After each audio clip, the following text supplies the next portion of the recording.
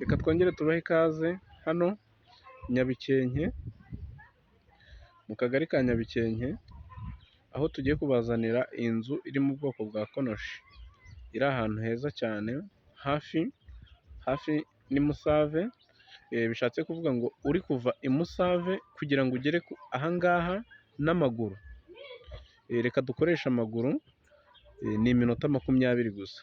Aho hantu ni hafi cyane kuri ba bantu baba bifuza imari, batazajya bakoresha igihe kinini kugira ngo bagere kuri bisi, ni hafi cyane. Iyi mari rero ikaba ishaka amafaranga miliyoni 19, ukaba waza ukishyura iyi mari, ibintu bikagenda neza cyane. Rero tuba twarababwiye yuko tugomba gucukumbura tugashaka ahantu hari imari ishoboka kandi ya makeya, hahandi umukiriya wese ushobora kuza akavuga ati iyi mari ni iya makeya cyane. Iyi nzu ikaba ikoze, ikaba ifite icyitwa amakaro mu nzu, ikoreye uburyo bwa finisaje, mbese navuga ko ari ya nzu ushobora kuza ugahita uyijyamo nta kibazo. Rero umuhanda wo uhagera ntabwo ikora ku muhanda, umuhanda uhagera ni nko muri metero 15 uva kuri iyo nzu, gusa hari inzira nini igaragara, ushobora gutunganyaho bikeya ukaba wayicishamo imodoka. Ni inzira mbese navuga ko ari iya moto, ariko uramutse ufite nk'imodoka bitewe n'ukuntu ingana, waza ukaba wahaparika imodoka yawe. Nibiba ngombwa turaje tuyibereke iyo nzira, namwe murebe ukuntu ingana. Ni inzira nini cyane, twakwita ko ari nk'agahanda kajya muri iyo karitsiye. Reka tuze tuhabereke.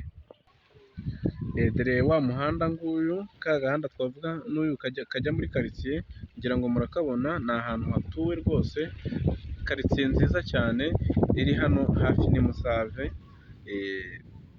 Ni aka ngaka turi kubereka. Reka wenda tugerageze tubereke muri icyo gikari cy'iyo nzu, mukirebe uko kimeze nacyo.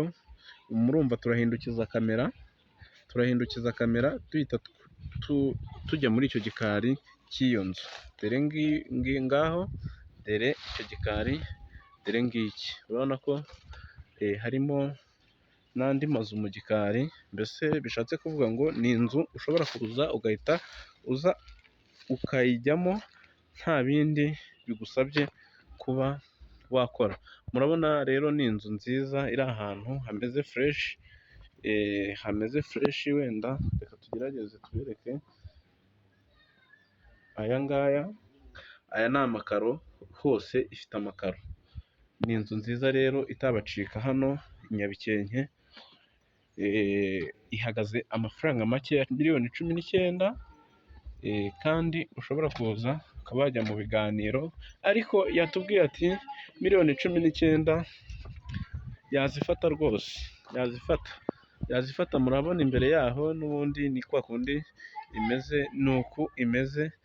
Ni inzu nziza cyane kandi ihendutse. Muze rero mudatinze, mwitwarire iyi mari itabacika kuko iri ahantu heza cyane. Murakoze kandi turabashimiye, mugire ibihe byiza.